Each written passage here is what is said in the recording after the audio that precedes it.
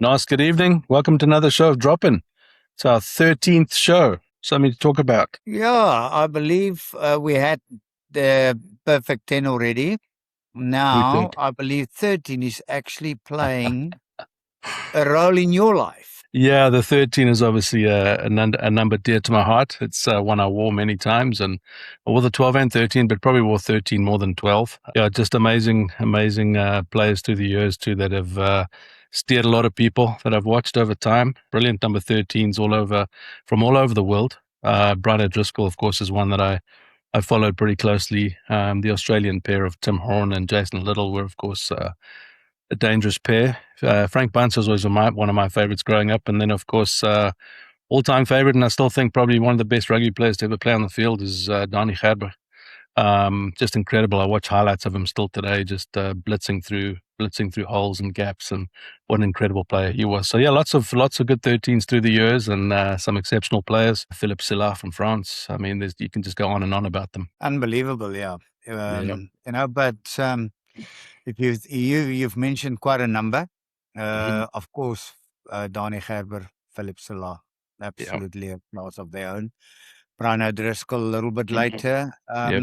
But you should be actually feel quite satisfied that you about what decade and a half behind me. That's right. Otherwise, you would have never seen a ball in any case. So nobody would have actually known there's a guy like Ryan Grobler actually playing 13. I So know. all the guys that actually played with me, Ryan, you need to be fair, is extremely well unknown in the world of rugby, Yeah. because I Yeah. believe, according to media, I never passed. So Yeah. I'm actually surprised that you did recognize one or two names that played with me. But Yeah. life is full of surprises, Good as we games. had over the Yeah. weekend, because I Yes, think we we did. were very fortunate to have two games that we're going to talk about, a little bit about the Curry Cup. But I will let you drop in on this one and you start the ball rolling on the Stormers and the All Blacks, because I've got quite a bit to say about that one. Yeah. But you can drop in first. Yeah, no, absolutely. I think it was really nice at first off to see some of the young players coming on the field and facing the haka. Right, you've got a young fly half facing Bowden Barrett I think he's got 144 caps. I mean, just an incredible player, Bowden Barrett. I think New Zealand were testing that fly half position. And, I don't think he played too well. He had some good and bad, but the All Blacks started fast. I think Province really held their own, surprised everybody. In fact, putting New Zealand on their back foot. The first couple of 5 minutes or so, I thought, oh boy, here we go with New Zealand running the ball, creating holes in the middle, floating and stuff like that. But yeah, it turned out to be an humdinger of a game. Some Province played incredibly well. I can talk about a lot of different points positively in the game for Western Province, and some positives and negatives for the All Blacks, of course. But yeah, I thought overall it was a good game. Western Province really played well. They took it to the All Blacks, and we're in the game until about the 65th minute or so, and then I think the All Blacks just pulled away in the last 20 minutes. I think they just outplayed them in the last phase of the game, and that's where it ended. I'm going to add to what you've just said and say, okay, all started with the national anthems. I thought Yeah. that was a absolute fantastic idea. Hmm. Of course, the younger guys facing the haka. I was fortunate enough to do that. That Yeah. I can tell you is special on its own. And then the game, the Stormers, I thought did more than their part to make it really a good game. Yeah. If you ask me, did the All Blacks management really found all the answers that they were looking for? I would say no. I don't think anyone that played in that game really stood out in such a sense that you can actually talk about them as starters. And I think we all looked at Bowden Barrett. Hmm. Was he going to make a run of it? Didn't have a great game, unfortunately for him. But, half a bad game is not to say, as they say, form is temporary, Yeah. class is permanent. We all know that. Yeah. If you look at the number of internationals he played up till now, and unbelievable. unbelievable player. Yeah, Been the absolutely. player of the world, if I can Hmm. recall. He So has. that means, but against the Stormers, I, I believe that was the game for him to really come out and show a different class. And maybe the game, sometimes we tend to look at individuals Hmm. and then you feel, he didn't really play all that well. Okay. Yeah, But did the game allow him? Did the flow of the game allow uh, him to actually play a yeah, fantastic on the game? front foot. I don't Yeah, think so. no, Too many stops and starts. yeah. As you mentioned, and Ryan, I would like to get your opinion on this, but the All Blacks still making mistakes Oh, yeah. that they've never done between 2011 2018. They're Hmm. knocking balls on. They're losing balls in the contact situation. The 50-50 passes aren't Yeah, working, no. and they kept doing it. And I'm a little bit surprised that they there's players now. Now I'm putting the pressure on the player and Hmm. not on the management. Yeah. You get selected because somebody thinks you're good enough, but Hmm. then you don't perform. Where do Yeah, you put the blame now? Do you put it to the player or the management? yeah. And I must say, sometimes I believe that a number of players need to start taking a little bit of the blame instead of always talking about something else. Yeah, no, I agree. I think every time the All Blacks kind of got momentum in the game, they made an unforced error, which was unfortunate. Bad passes, bad kicks. I mean, the start of the second half, Burton Barrett didn't even kick the ball 10 meters, right? I mean, little Yeah, things like that creeping into the game, at that level should not be happening. I agree. I think we're not used to seeing the All Blacks make basic mistakes like that, and they looked kind of sloppy, really, for most of the game. Lots of errors in the phases, lots of errors in the handling in the wide open game. Yeah, lots of just unforced errors that should not be happening at that level for the All Blacks, and it does leave that question, for the coaches: who do you select to go forward? Did you make the right selections? But it does come down to the players on the field making the right decisions, the right plays, and then catching the ball, passing the ball, the basics, right? Going forward, getting on the front foot, and getting over the advantage line and scoring tries. And I think they just didn't really show up on the day and dominate like they should have. But I'll tell you what, some of the Stormers that stood up, just incredible. I think, I mean, Dion Ferree, 39 years old, right? I think he's 39, going on 40. yeah, What a game. I mean, just what a game. And I think, again, we spoke about the Stormers, stepping up against the All Blacks when they play against them, and they certainly did that. And I think they caught the All Blacks, kind of napping on the back foot, really, when they took the game to them and really got into the game, got their tails up, and ended up being a very close game up until about the 65th minute. But yeah, I thought the Stormers played incredibly well. I thought the All Blacks did not play so well. They got some things to sort out. One of the things I know, when you asked me to start the conversation about the game, I almost said, "Why don't you ask the TMO?" Right? Because I tell you, I'm not sure what else the TMO can get involved in at this point, but it's certainly something that's just, it has to change. The TMO is involved too much in the game. There's too many stoppages. It's just slowing the game down, and I don't know how many times I've seen them now come in 5 or 6 phases after the play. Suddenly the TMO comes in and there's some infringement back. It's too much. They really need to start backing off on that, and just changing something about it, because it's becoming problematic in the game of rugby for us watching the game, and people watching the game. I think people are sick and tired of hearing the TMO and the referees here pulling them back several phases for some kind of infringement. Let the game play. Let the referee make the decisions.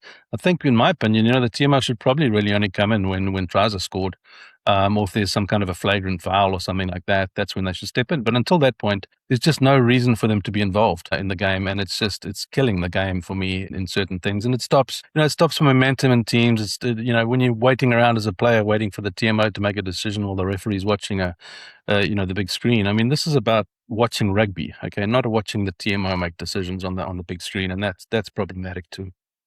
okay. I've got to come in with a different angle here. Why I'm saying a different angle? We've seen tackles without arms. Yeah, yeah, Now, sometimes the referee doesn't pick it up immediately.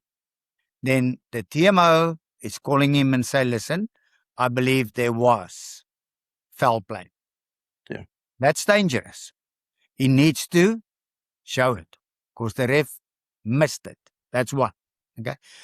Another one where there's a ruck. And I think that's where they should actually make a clear call. Mm-hmm. If there's a ruck and you're not involved, and we've spoken about this before, if you're not involved in the ruck at that moment, you're not allowed to join from the outside. Why? Because 99% of the players joining is definitely coming in with a shoulder. The shoulder, 99% hit the head, because that's the only part of the player that's there that is part of the ruck. That's foul play. Yeah. That needs to be shown by the TMO. The problem, Ryan, is, and I agree with you, but my angle is the laws are too complicated, too many gray areas, and the referee can't see everything. What do we expect as supporters? Because that's what we are, the two of us. We're only supporters now. We're not players. Yeah. What do we want? When you played, what did you expect from a ref? Fair deal. Absolutely. Now, if the TMO assists the referee to give you a fair deal, then unfortunately, he is going to get involved in the game. Yeah. As I mentioned to you, that one very close to the line tackle without the shoulders, that's dangerous. Ref missed it. He had to show it. Yeah. If the onus is coming now down on the player to play according to the law. Yeah. We've seen it today in the Springbok Argentina game, where two players going up for the ball. You can see the one is going up for the ball. Yeah. The other guy didn't go up for the ball. Okay. Right. He turned his back, but he did make contact. Now, that is where the discipline should come in. And I'm strong on this. That's where the discipline should come in. If you realize as a player, I don't have a chance of winning this ball, then don't go for it. Let him catch the ball and then play. Yeah. Yeah, no, look, I agree with portions of that personally. I just think it's too involved right now. I mean, we both played rugby without any kind of TMOs. There were always some calls going this way or that way. But it never, in my opinion, never really impacted massively the game of rugby. I mean, people would always point at the ref, and sure, it's nice to have a second set of eyes on something with the ref, but the super slow motion is good and bad. The TMOs jumping in on some stuff that I believe they shouldn't be jumping in on is problematic. And it's holding up the game and slowing the game down. And it's just, in my opinion, there's just too much of it. So I don't disagree with you on what you said at all. Not 100%, but there's certain things that I think they should just stay out of and let the game go. Let the ref make the call. I think you said the problem is if they stay out of it. Yeah. Okay. And they don't call it, and your team loses, then half the country is going to be on your back because you missed it. Okay. Now, if you call it, as you said, he's slowing down the game. Absolutely correct. I'm not even going to argue about the point they're slowing the game down. The thing, I believe, they don't need to look at it 10 times before they can make a call. Because it's not that difficult to make a call after looking at it quickly, make a decision, and move on. And sometimes I do believe that the ref should say, just play on. Don't listen to the TMO. I agree. Now, the problem is going to always be the supporter. Because if your team wins, nobody complains. Yeah. When your team loses, everybody complains. And then it comes down to what? How the ref interpret the game, how he blew it, how he handled all the laws, and that's the problem because we don't want to get them involved that much. Yeah, I don't think you're ever going to satisfy the supporters, unfortunately, because they're the ones screaming right now about TMO. And you're exactly right. When people lose games on close calls and stuff, of course they're going to point at the ref, and the supporters are going to throw their arms up. But currently what you're seeing out there are the supporters. That they are the ones that are going, enough TMO. We've had enough. It's slowing the game down. But then you turn it off, and then they're going to complain about ref calls. I get it. There There's you two go. sides to the coin. There you But go. yeah, I mean, we all played without TMOs, and I think TMO has a valuable role in rugby. Don't get me wrong. I just think it's too much right now, and it just needs to change a little bit, or maybe the law should change. But there's too often with the refs running around and they just stop the game, and it's the TMOs in his ear, and he's trying to convince him that something's happened. And anyway, yeah, TMO for me is just a little much right now, but it's needed in the game, I guess, to make those close calls, and we saw it in both games. Some calls that were made. I think the first try that West almost scored was actually called back by the Yeah. TMO, but they scored straight after that again, so it Yeah. wasn't too problematic. But yeah, so I just thought a lot of ill discipline too in the game with yellow cards. I mean, it's just a tremendous amount of yellow cards going out right now in all directions and in every game, and that again is something that we talk about laws and stuff, but jeepers, I think at one point I was watching the game, I thought the All Blacks would be down to 12 players at Yeah. some point. I mean, it was just incredible how many yellow cards were handed out. Okay, let's see if we can get to a conclusion. Conclusion is TMO only get involved in the goal area. That's Yeah. one. Okay, Yeah. only in the goal area. So Mhm. if the referee misses a forward pass and it ends up in a try, TMO stays out. Yeah. Only calls it inside the goal area. If there's foul play, ref misses it. The assistant referees miss it, because now we Mhm. need to be careful. We're talking TMO. Yeah. If you pull him out of the game, then you pull the two assistant referees in. Now they're going to flag every single time. Now it's even more time wasting. Yeah, You I know. see it's either the referee makes the calls, the other two assist, the Yep. other three actually assist, or that's it. Yeah. Goal area, the rest is over to referee, and that's the end of it. Okay, let's get to the Boks. Okay, Sure. because I Yep. think we're a little bit surprised on that performance because that wasn't great at all. Mm-mm. No, it wasn't. And I think, I mean, the Boks looked like a team that hadn't played together. Right? You talk about timing and passing and all of it, right? The different phases, putting everything together as a team. When you don't play together enough, it can cause, I think, issues like we saw in the game today. And I think, we sometimes run the risk of changing up the team a lot, bringing different players in, looking at different players, putting different combinations together and stuff like that. That just may cause a little bit of that undecisiveness, or that, the missed pass or the missed time, that kind of stuff that was going on. But, outside of that, I think it just the kicking game was not good. We had some terrible up and unders. Some went backwards, in fact. So I thought that wasn't good. They seemed to be on the back foot most of the game, and just sluggish in all phases. I think Argentina played really well. I thought Argentina came out really, really strong, and they put together some great phases, and they looked dangerous in a lot of different areas out wide and the set pieces. Interesting to see. I think both teams took 3 points right out the gate, instead of, we always talk about them kicking and trying to maul it in. Well, both teams kicked 3 points in the first. I think it was in the first 7 minutes of the game. But yeah, the Boks did not look good. I thought some of the players coming back were okay. I wasn't really impressed by anything that they did on the field.